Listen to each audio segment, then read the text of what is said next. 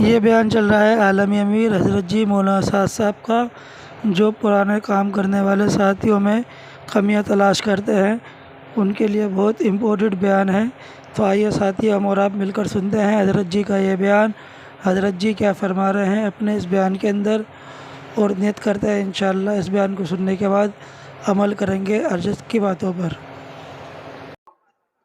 حسد نہ کرو، کیوں کہ حسد تو نیکیوں کو ایسا کھا جاتا ہے جس طرح آگ لکڑیوں کو کھا جاتی ہے۔ حسد بہت بہت بڑی بیماری ہے، حسد بڑی بیماری ہے۔ جی ہاں سنو، کہ حسد کرنا اس لیے غلط اور برا ہے کہ حسد کرنے والا اللہ کی تقسیم سے اختلاف کر رہا ہے۔ عجیب بات ہے، تقسیم اللہ کی ہے۔ اللہ نے کسی کو مال دیا ہے، کسی کو علم دیا ہے، کسی کو عہدہ دیا ہے۔ حسد نہ کرو، کہ اگر حسد کرو گے تو تم خیر سے محروم ہو جاؤ گے۔ مولانا صاحب فرماتے تھے کہ اللہ نے ابابیل سے ابرہہ کے لشکر کو ختم کرنے کا کام لے لیا، تو کیا تم ابابیل سے حسد کرو گے؟ پرندہ، چھوٹے چھوٹے پرندے، جی ہاں، ان کی چونچ میں چھوٹا سا دانہ، پتھر کا کنکر، اللہ نے قوت پیدا کی اس میں، ایسی قوت کہ وہ ہاتھیوں کی ہڈیوں سے اور گوشت اور کھال سے وہ کنکر پار ہو جاتی تھی۔ اس طرح اللہ نے بوسہ بنایا سارے ہاتھیوں کا، ابرہہ کے لشکر۔ کسے کام لیا؟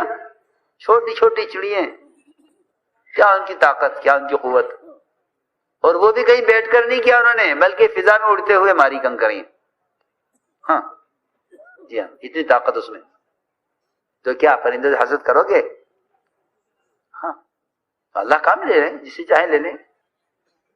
اس لیے صحابہ کرام کا مزاج یہ تھا کہ جب آپ کسی کی فضیلت اور کسی کی اہمیت بیان کرتے تو صحابہ ان کے ساتھ رہنا پسند کرتے تھے۔ دیکھو روایت میں حضرت سعد بن ابی وقاص رضی اللہ عنہ کا واقعہ ہے۔ سعد رضی اللہ تعالیٰ عنہ کو بارے میں آپ نے فرمایا کہ یہ آدمی جنتی ہے، 3 دن تک فرمایا یہ آدمی جنتی ہے، یہ آدمی جنتی ہے۔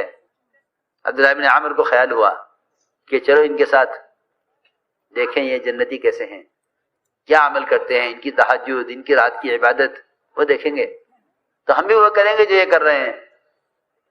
تو گئے عبداللہ بن عمرو ابن العاص ان کے پاس اور جا کے کہا کہ میں 3 دن آپ کے گھر میں رہنا چاہتا ہوں آپ کے ساتھ۔ تو میں یہاں آؤ، رہو، کیا بات ہے کہ میں آپ کے ساتھ رہوں گا، آپ کی عبادت، آپ کا عمل دیکھوں گا۔ تو حضرت سعد فرماتے ہیں، وہ حضرت عبداللہ بن عمرو فرماتے ہیں کہ میں نے 3 راتیں گزاری حضرت سعد کے ساتھ، 3 راتیں جاگ کر ان کی رات بھر کی تہجد کو، عمل کو دیکھنے کے لیے۔ لیکن یہ رات کو پڑھ کے سوتے تھے عشاء کے بعد اور فجر تک سوتے تھے، درمیان میں رات میں کوئی نماز نہیں پڑھی انہوں نے، کوئی عبادت نہیں کی۔ چلو آج آنکھ نہیں کھلی، کل اٹھیں گے، آج تھکے ہوئے ہوں گے، شاید کل کریں گے عبادت۔ 3 راتیں گزر گئیں، میرا وقت پورا ہو گیا وہاں کے قیام کا، اور میں نے انہیں رات کو کوئی عمل کرتے ہوئے نہیں دیکھا۔ عشاء پڑھ کے سوتے تھے، فجر تک سوتے تھے۔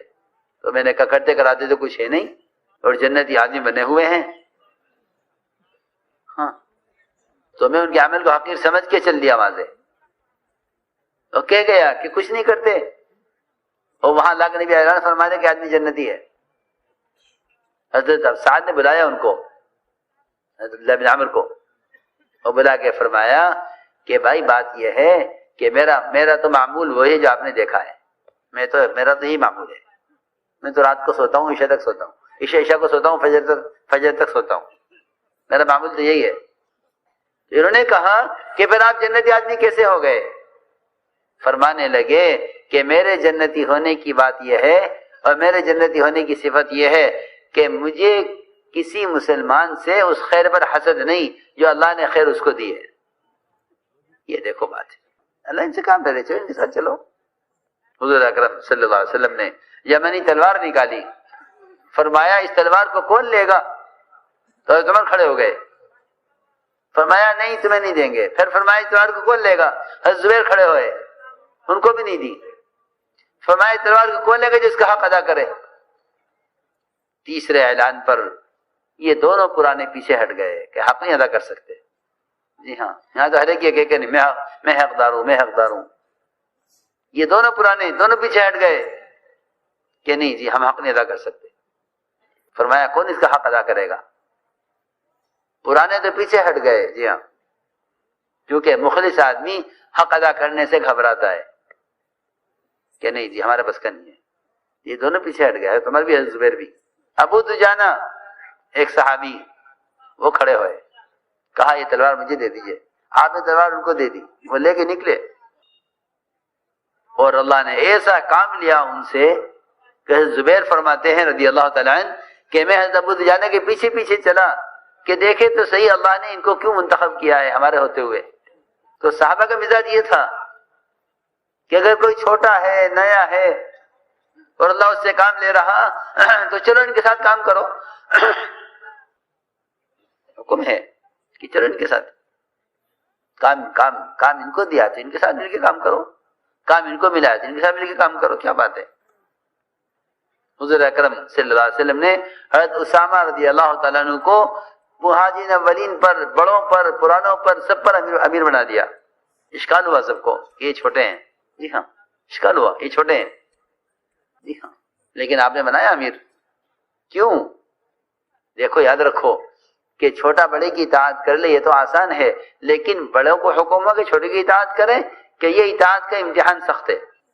ہاں یہ بات ہے کہ تمہارے ذمے سننا اور ماننا ہے، اگرچہ تم پر کسی ایسے حبشی غلام کو امیر بنا دیا جائے کہ اس کے کان چھوٹے ہوں، ناک اس کی چپٹی ہو اور سر اس کا کشمش کی طرح بچھا ہوا دبا ہوا ہو.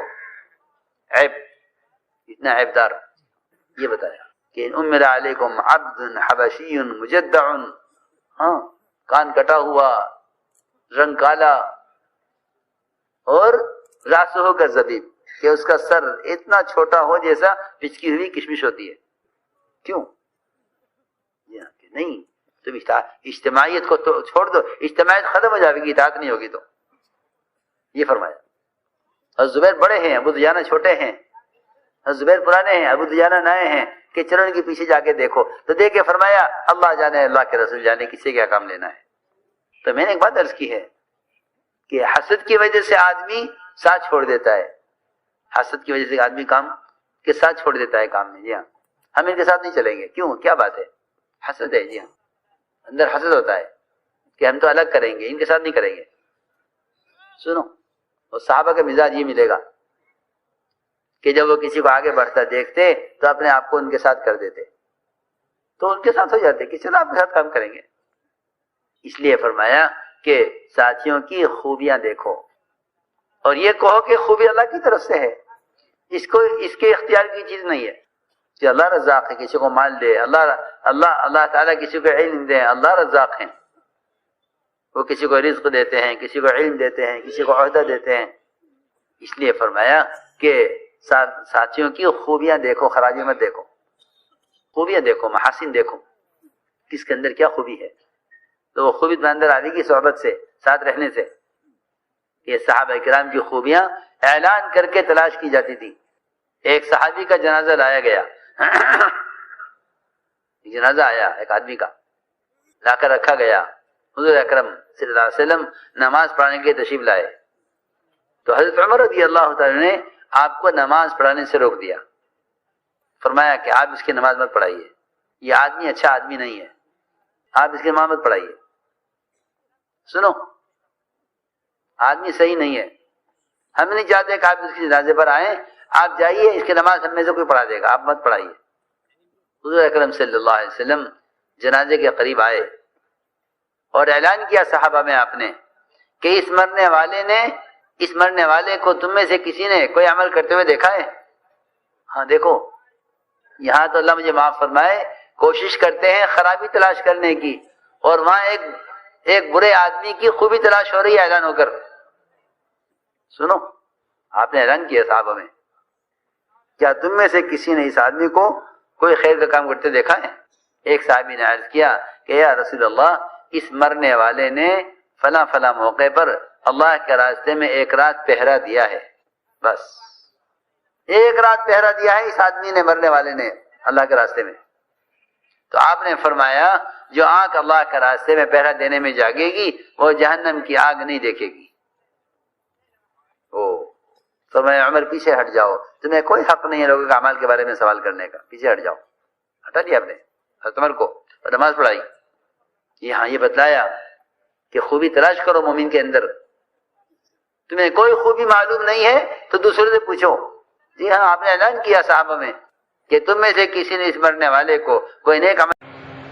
ساتھیوں، اس ویڈیو کے متعلق آپ کی جو بھی رائے ہو آپ اپنے رائے ہمارے ساتھ ضرور شیئر کریں. تو پھر ملیں گے اسی طرح اور کوئی نئے بیان حضرت کے لے کر اور کوئی نئی مرکز کی اپڈیٹ لے کر.